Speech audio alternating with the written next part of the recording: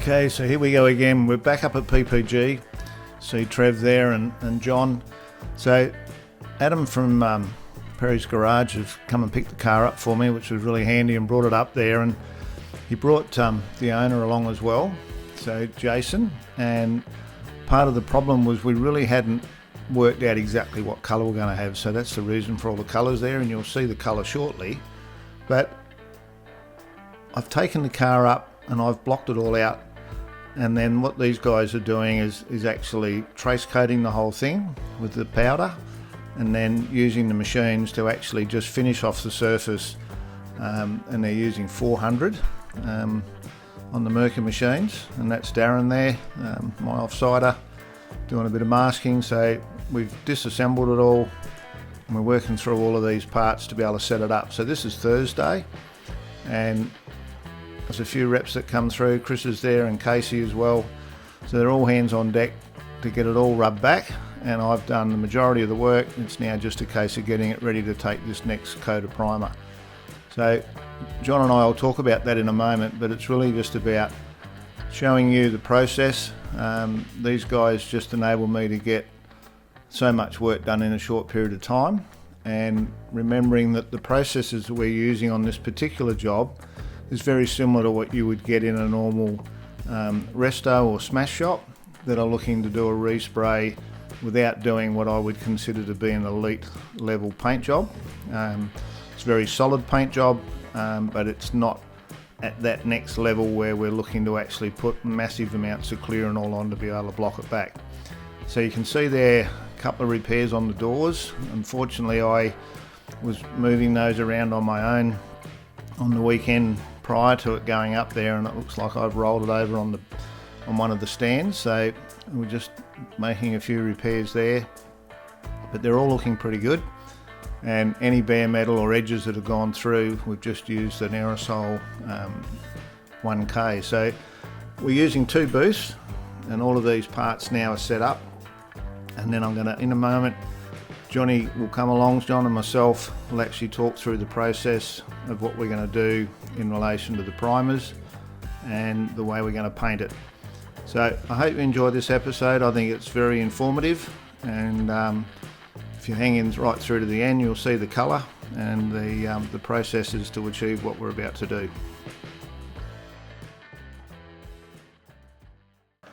Well, here we are, John, again. So we're getting close, and obviously this particular episode is about the paint process now, and people are going to wonder a little bit, John, what we're up to, because every other car I've painted with you we've done together. Yep. And this particular car is in what I class as a solid colour. Yep. Which will be clear over base, but it doesn't have any bling in it, so there's no iridescence and those sorts of things. So mainly because of time, we've decided that in this particular case we can pretty much paint the car in pieces. Yeah, absolutely. Yeah. And talking to Trev, who runs the training centre here, the issue about colour is something that I keep learning about, as well as even with this solid colour, that if your pressure's different when you start the job to when you end the job, you're going to have a different colour. And he was telling me it's to do with pigment float and all sorts of things. Do you want to give us a little short version of that? Yeah, so basically you've got a number of tinters in the formula, and those tinters have different weights. So the way that they behave within the colour can vary. So, you know, if it's not stirred well, if it's, even as you're using it, you can get the heavier pigment moving to the bottom, and so on. So it's important that you paint you know, as much of the car together as you can, or sorry, in the one area. So you've got the same conditions, the same thinner, the same gun setup. You know, even the temperature is important. So, and we're obviously lucky here because we've got this wonderful facility, and we've got air hoses hanging down because it is a training centre. Yeah, yeah. And we'll probably double gun this, but they're identical guns with the same air pressure, and obviously this is very much a controlled environment, so the pressure at the gun is the same, not the pressure at the compressor. And I made the comment to Trev today that, you know, if you're painting at home and you've got a little 16 cubic footer and you start off and the gun doesn't have a digital on it, you might start off with a lot more pressure at the start than you do at the end, and you actually end up with a different colour because of the way it's applied through the gun. Yeah, and that's where gun to gun is very different. So the guns that we're using, when you use an RP, The difference between an RP and a HVLP or some of the conventional guns, it operates or atomizes at a lower pressure. So it's actually good for low pressure compressors. Yep. To help you with a bit of that. But yes, you'll find that by the time you start from the roof and get around, you might be doing a bit of this and adjusting the pressure back up and trying to keep it even. You're effectively going to change the colour as you go. So to me, that was my big learning curve, and I wanted to pass that on to everybody. So what we've tried to do now is we've set up, and I had the car in primer. I had most of it blocked out, and you'll see in the other video footage that we've now, I hard blocked in 180, then went to 240 on the machine, brought it up here, completely retraced it. The guys now have buzzed it all with 400. Yeah. The reason we can get away with that with this one is we're going wet on wet. So you just want to explain a little bit about the papers and the process? Yeah, so what you'll see in the footage here is the way the car's been sanded is typical. There's a lot of rub throughs. So you'll see some of the epoxy aerosol we've used on the bare metal edges, which is typical. In a lot of cases, some people may now try and start to paint.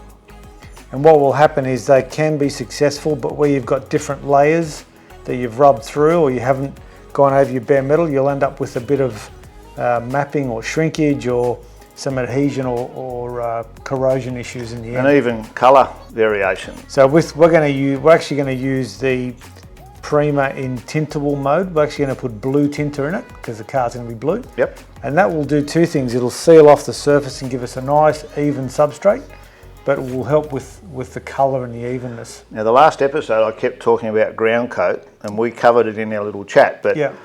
Obviously maybe some people skimmed through that and I had quite a lot of questions about it. So the ground coat is effectively primer, but it's applied in a wet on wet way whereby it's quite thin. Yeah, yeah, very thin. And you've got a time window then where you need to apply your colour, and you don't need to sand, therefore wet on wet. Yeah. What's our window that we have? So once we get all of this primer on, how long have we got before we get to put the colour on? So we'll put it on by the time we get around to all our parts, and then go and clean our gun. Typically 20 minutes to half an hour, somewhere in there. So you'll probably find by the time we're done, from start to then colour will be approximately half an hour.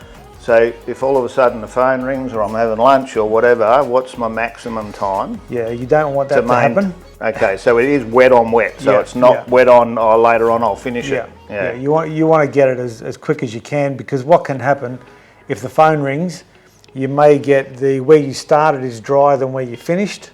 You'll start to put your colour on, you may get some a little bit of wrinkling or a little bit of action happening with your base coat. Mm-hmm. So you just want to make sure that half hour window is So you're ready to go. Turn your phone off. Yep, and away you go. Yeah. And I mean, in a lot of cases I'm trying to do this whereby not everybody's fortunate enough to have this size booth, and in fact 2 booths to be able to do what we're going to do. But to do the process in a smaller workshop, or some people that may be doing it at home, you can do panel by panel. The issue is colour match, and it's really important. Like the blue, when we did Darren's blue coupe, we did it assembled. The gold 4-door, which you mix the colour for me, I did that myself. I do all of the shuts and then assemble the car, paint the car, pull it apart and clear it. It's a bigger process, but I've only got a small booth. Yeah. Now we'll actually cover the way to do that, probably the next episode or the one after. So this one will be about the paint process that we're doing this time, but I've worked out with Trev today, we're going to do a little episode on how to do that soft mask and all to be able to do the shuts and things. Yeah. So I'll grab the camera and I'll just walk around, because things aren't always quite how you'd like it to be, and it'd be nice to prime everything and rub all the primer. And the old days used to be a wet 800 and then have all of this and they'd be all pristine, there's no rub throughs and you're all ready to go. There's always rub throughs. There's always rub throughs. Or a little bit of spot repair done and then it's rubbed again. This particular job, there's no water.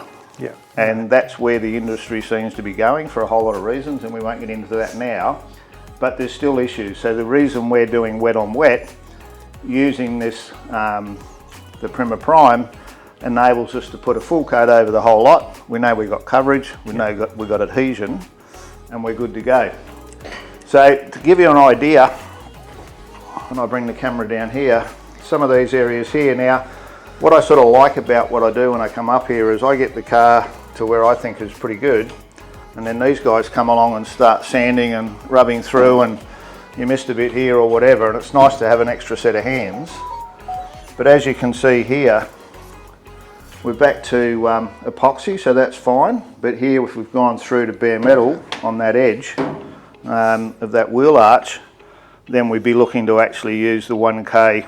Now that's an aerosol, and I showed that in the last episode, and even the guys here make comment just how good that product is. So at the moment it looks pretty good. You get an opportunity to get a little bit of a shine. You can see the shine there with the bars in the roof, and this is really your last chance to make any repairs that you may need to make. And John's going to miss this one because he's got to go to a meeting on Monday. Yeah. And I think the boys might have just about twisted my arm to put a suit on and maybe get involved and do some of the paintwork. So we're all masked up. It's Friday afternoon, so Monday we'll be right into it. Righto, so it's Monday morning now, so obviously I was here Friday, spoke to John about the process. Now I'm here this morning with Terry. Morning, Terry. Morning. How are we all? Mate, obviously now, and we've discussed this previously in the earlier shows, cleaning, and we're at that point now where the cleaning's more about obviously making sure we've got it, all the oils or any handprints if Howard's been touching it without his gloves on, but also obviously now to take any lint and any contaminants off. So as you said, this is another critical part. Everyone's had their hands on the job. Everybody's got different oils and stuff in their skin and the contaminants from rubbing down. So once again, we're going to use 2 cleaners, metho water first, get off any handprints and that as such, and then your Prepsol after that. This can be done 2 ways: sprayed on, wiped off, or wet a rag, saturated with the product, wipe it on, wipe it off. Okay, so I normally do the spray process, so we'll probably go that way. So metho water first. I mean, it doesn't really matter which way you do it, metho water to Prepsol. Some people do it the other way. I'm just a preferrer of the metho water first to get any handprints and that as such. Yeah, I'm the same. I like to do the metho water first, which is more about our body oils, and then the Prepsol, which is really a degreaser. Also making sure that we've got a really good degreasing cloth, a lint-free cloth mainly.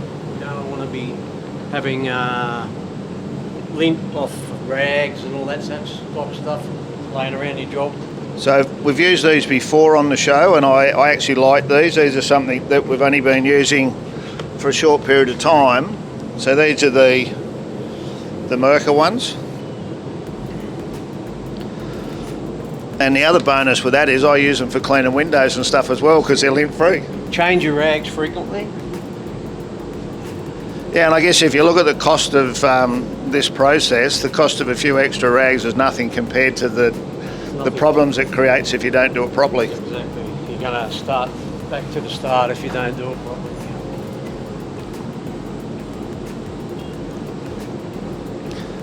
So the metho water that we're using is a premix from PPG, but you can actually mix your own, but it's better, I believe, to use the premix because there's no contaminants. You never know what's in the water you're using, so if you're going to mix your own, it's 50-50 water metho, but you just need to make sure you've got quality metho and you've got distilled water. That's your main reason, Howard, is the water, because all your water out of tap and everything like that has different contaminants, whereas the 20 litre container, it's all been taken out.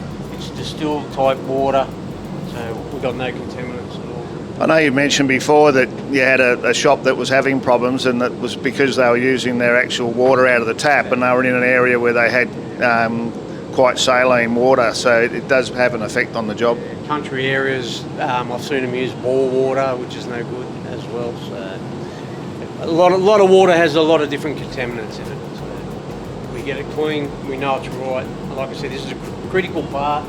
If we get any type of contamination now, it gets stuck in between the layer of the primer and the paint film, and you can have little bubbles, humidity bubbles come up the whole lot from your hands and all that type of stuff. So we're in here in this booth with the nice warm infrared gas on, and all of these panels now will be warmed up, so both booths are underway together, and we're getting close to putting some of the wet on wet primer on.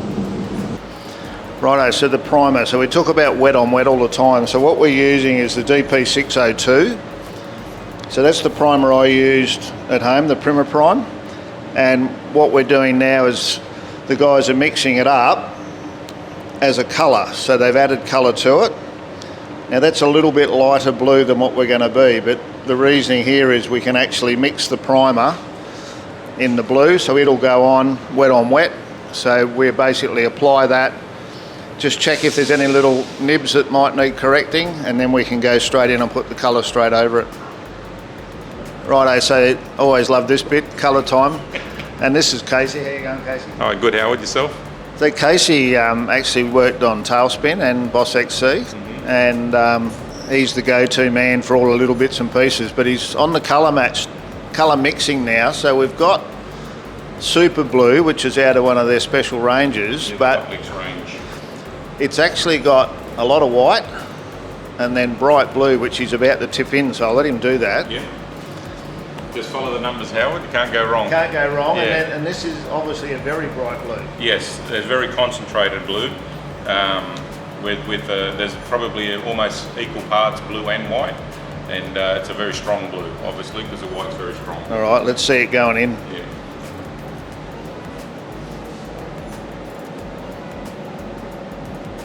I don't like people talking to me when I'm mixing because I make mistakes, so I'm not going to mess around with him. Thankfully, these days we have a recalculation option, so all mistakes can be rectified.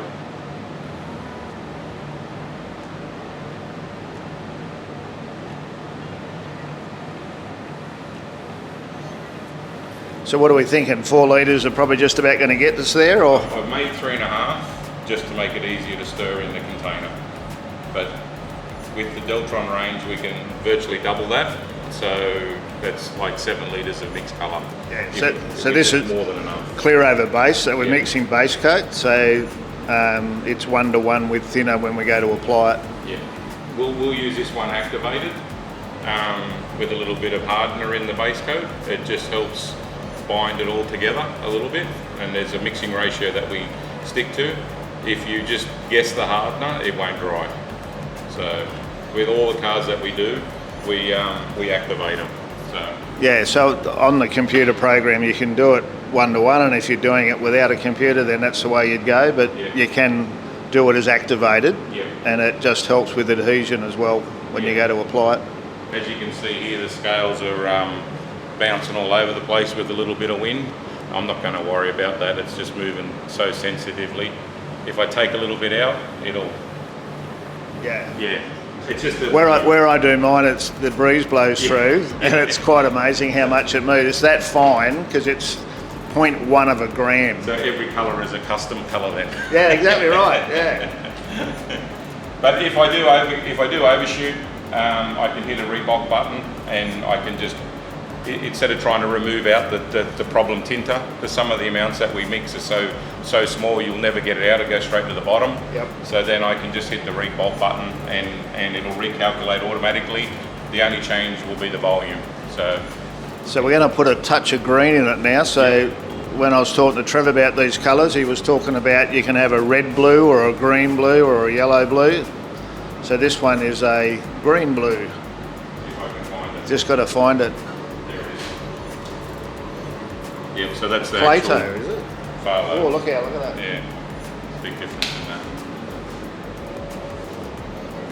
Looks black coming out of the tin. Yeah, again, this is a full strength tinter again. So talking to John Aristis all the time, it's about clean colours. You can't get much cleaner than this. Only got 3 tinters and no black. Yeah, no black. So if you look at a colour and it's got a lot of black in it, it's normally because someone mixed a colour and it wasn't quite dark enough, so they added more and more black, and it just dirties up the colour and it's not as clean and nice looking.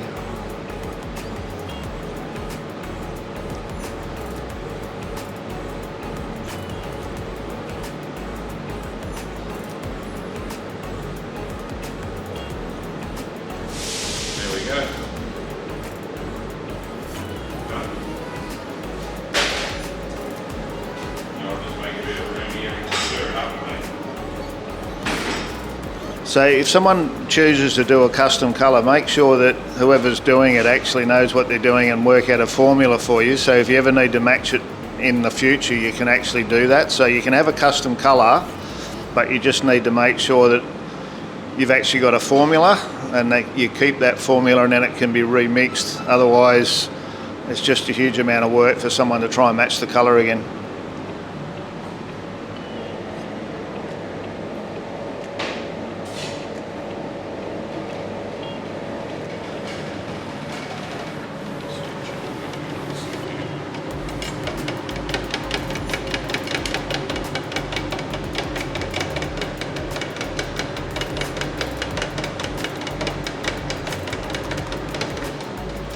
So once this gets stirred up, this is quite similar to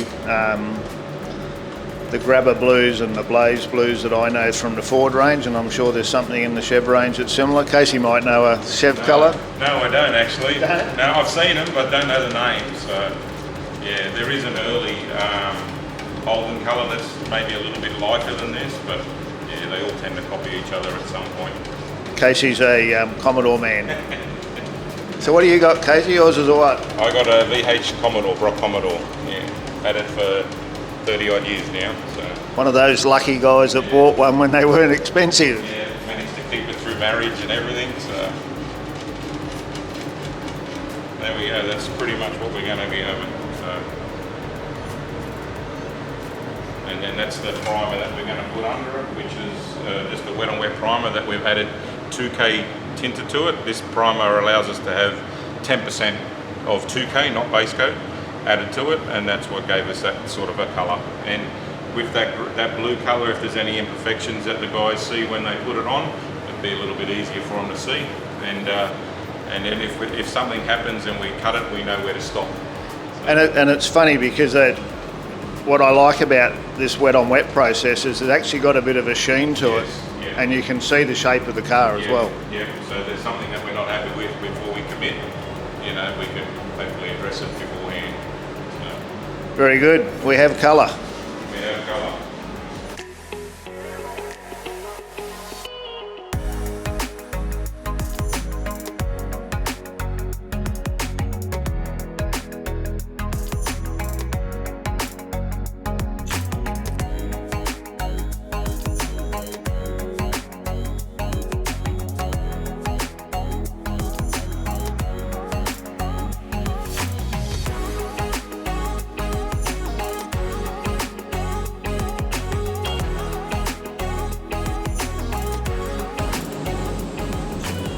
Righto, so we're getting ready to rock and roll now. So I've opted to stay out on the primer stage because I've done plenty of primer. So we've got Terry and Trev, who have both been on the show before. So Terry's a long-term PPG rep and client assistant, I guess you'd say, and then Trev that's down the back here. He actually runs the training centre and does all the teaching at the centre. So we've got two good guys on the job, and they're just going through making sure they got their setup right and tack ragging after all that cleaning.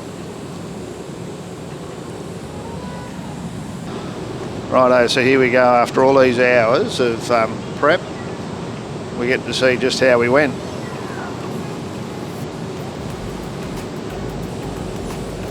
One blue Camaro coming up.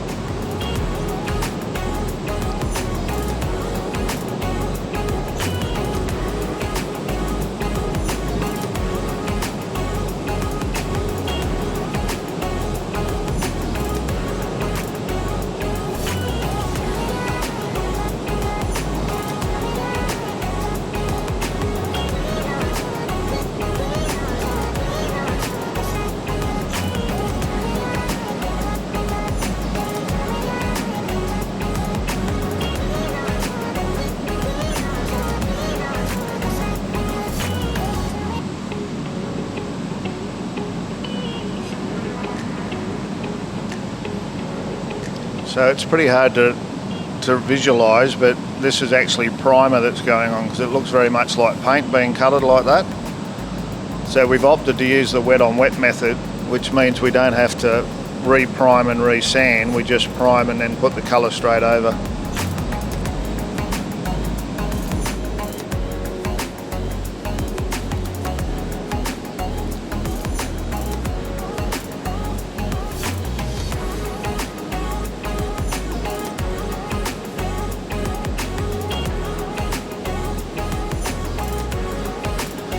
It's a bit of a tense time for someone that does the bodywork, because you're getting to a point now to see how successful you were.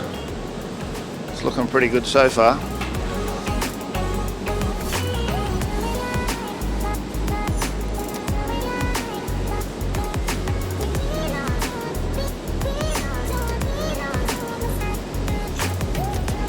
So that back boot hinge area, the majority of that's covered by a panel and the hinges are welded in. And I opted to leave it all assembled because it's an absolute nightmare to try and get all those hinges in.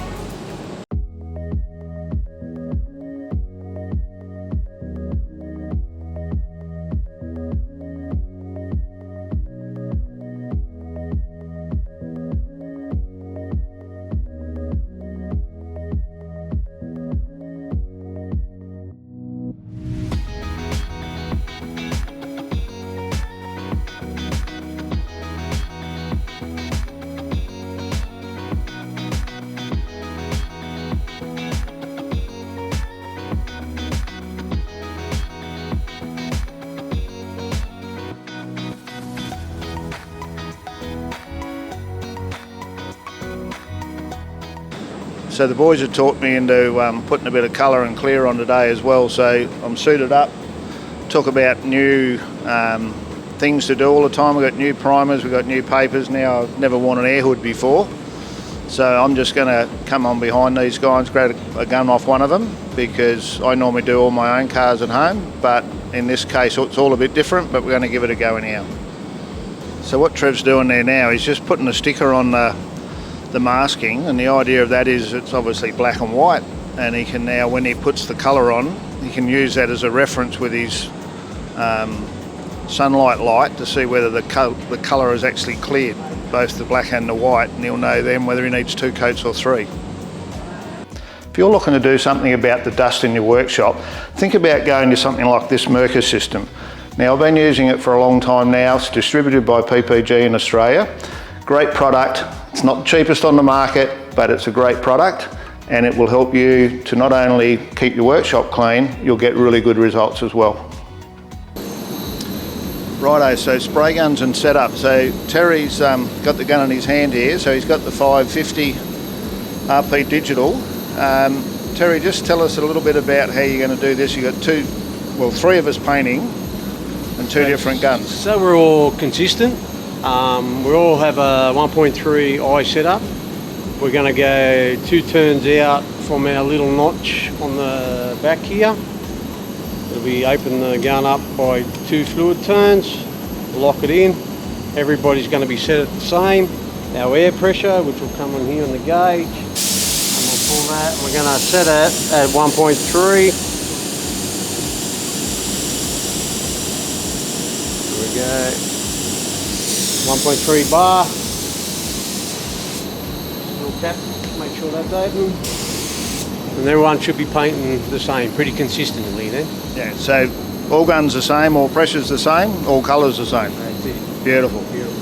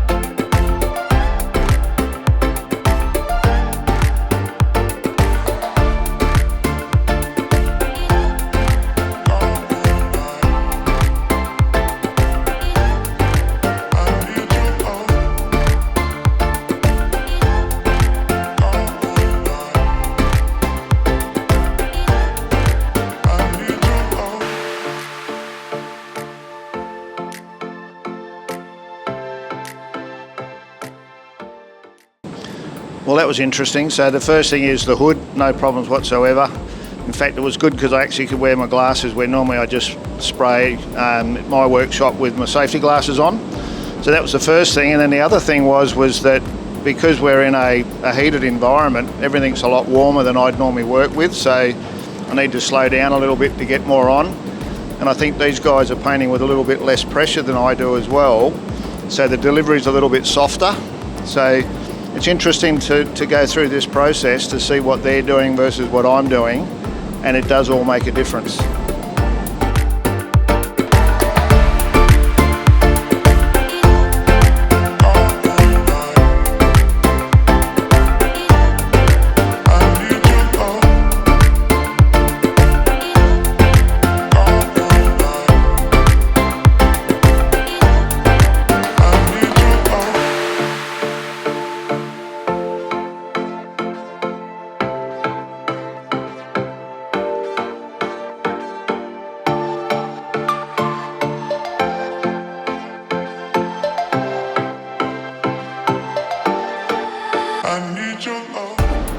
So we're back on the mixing table again, so clear this time, Casey. So we're on the DC501 OptiClear. Yep, that's what the boys have elected to use. So that's a fairly new... In the Deltron range, it's been around for a little while. Yep. We use it a lot more in the smash side of things. So give us a little quick rundown on... Well, we have lots of clears. We just have to suit what we want. We're not opting on this one to chop it and buff it, so we want off the gun. And the boys, this is the clear that they've decided to use. Otherwise, if we were going to go cut and buff, we'd probably go down the Vibrance one. Yeah. So normally, something like Boss XC or the cars I do at my workshop, I would cut and buff. Yeah. This one's more about an off the gun type of deal. Yeah. So we're using medium and slow thinner. Yeah. Medium hardener. And as you know, today's quite warm. So we're sticking with the medium hardener, but they're opting for the slower thinner. It is a large job, even though the parts are being painted singly. So we could get away with the medium, but because it's so humid today, we're going to stick with the slow. We don't have to work hard then. You know. So this is how technical it gets, and it's a matter of understanding the process when you're doing it. I pretty much use medium all the time, but I'm normally painting around that mid to low 20s degrees. Yeah. I don't know what the temperature is today, but it's very humid. It's very humid, and obviously the boys have got the booth running with the heater on. So I'm going to let Casey do that because he's watching the boys. They're going to run out. Yeah, so they're going to run out. We're So going to mix some more up. Yeah. So once again, clean. Terry's on the job. He's the cleaner man. So because of it's got the hardener in it, so it's activated, it tends to have that bit of a sheen about it that you don't quite get as much when it's not. But this is that last chance. If you see something you're not happy with, it's not too late, but it's getting very late in the piece.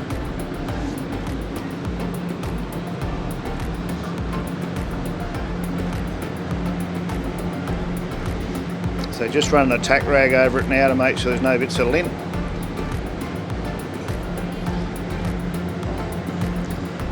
And if they twist my arm enough, I might put a little bit of clear on somewhere, but these guys seem to have it handled pretty well.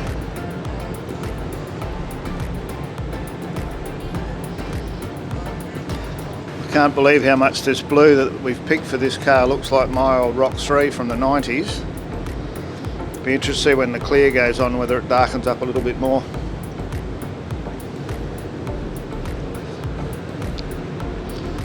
So I'm going to get out of here so I don't create any issues for them. So you see me from the outside looking at that little dot that was put on there, and I'll turn my light on.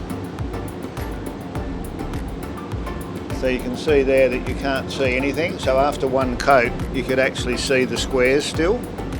So they've only had to do 2 coats, and that's all about picking the right colour and the actual colours that are that make up the tinters that make up that colour is going to determine whether it's going to cover in 1 or 2 coats.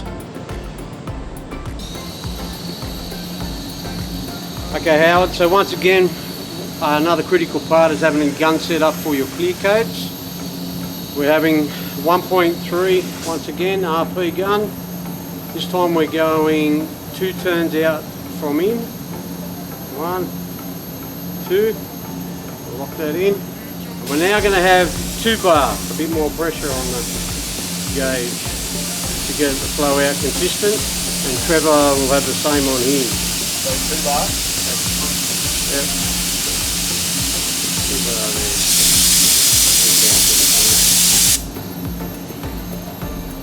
The fan will be right open. So here we go, so double gun. So these guys obviously work together a lot. A lot it depends on, you know, identical gun setup. There's still a little bit of variation in the painters, whether how fast they go or how slow they go. But that's why I'm not doing too much, because I haven't worked in this environment with these this particular gun.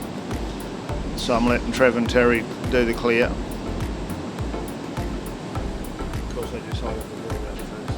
Bit through what we're watching, Casey, so you know, I look at that and think, oh, it's a bit dry on the edges. And So the first coat usually is a tack coat.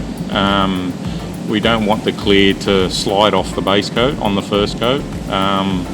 So it's probably a little bit wetter than a half a coat, and then they'll end up putting on 2 wetter coats over the top of that.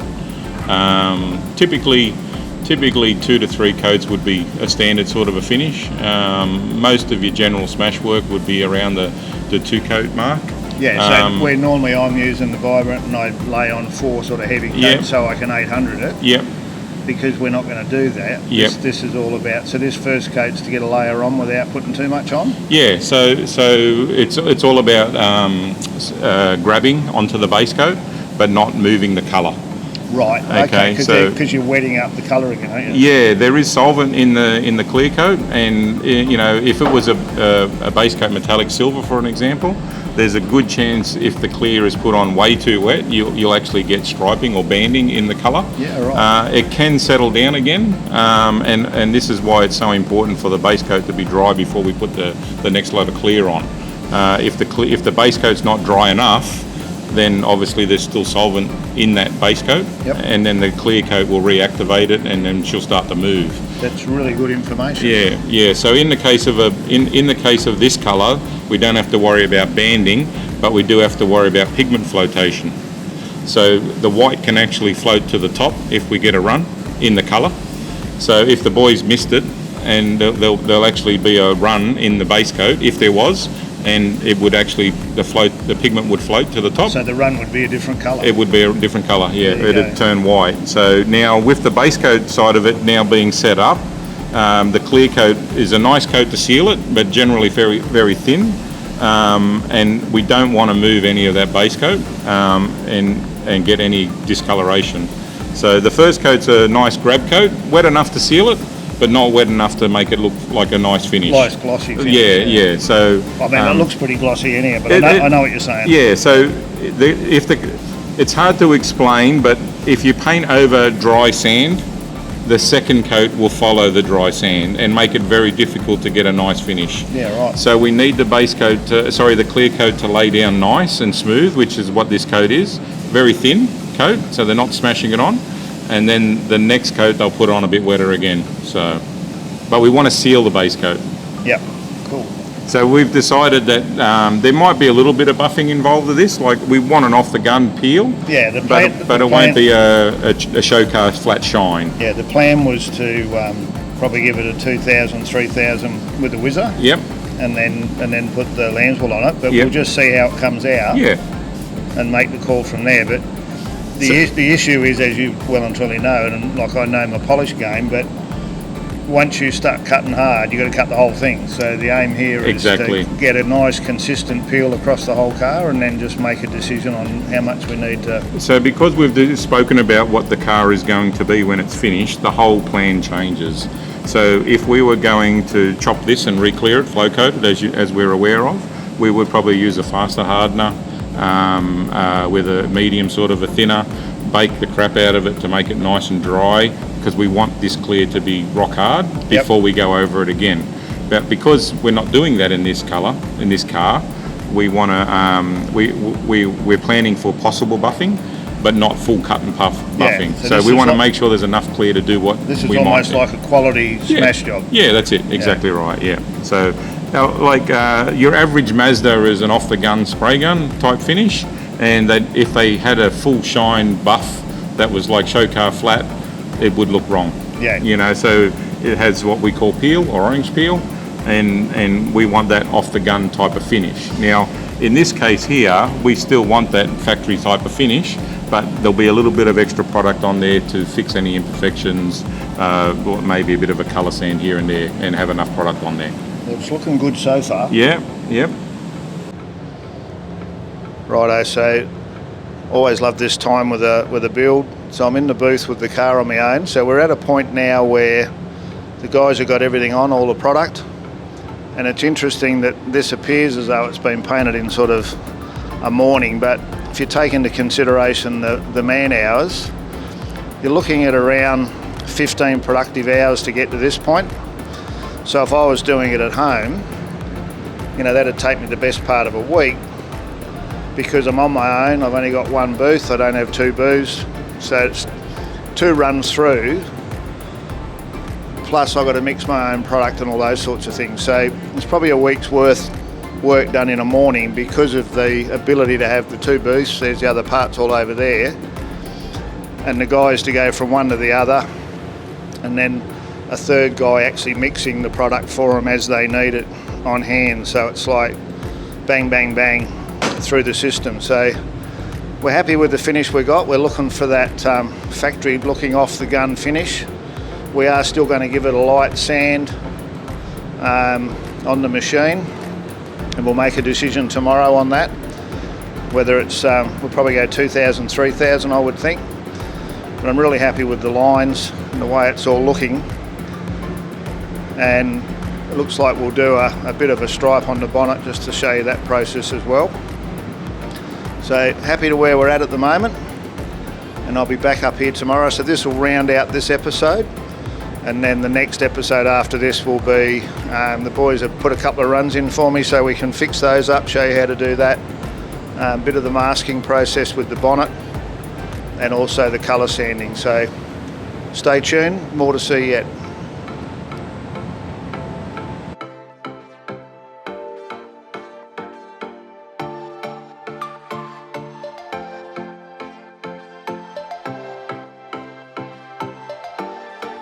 I need your